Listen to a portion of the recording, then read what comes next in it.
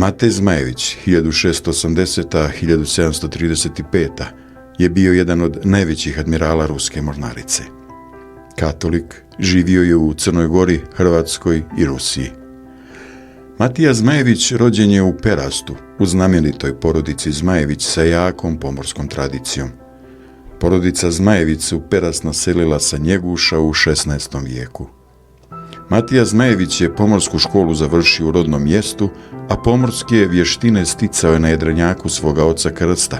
Usled tragičnih okolnosti odlazi za Carigrad, u kojem je boravio od 1709.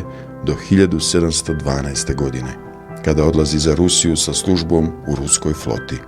Petar Veliki je Zmajevića unaprijedio u čin kapetana prve klase i uputio ga na usavršavanje u Sankt Peterburg.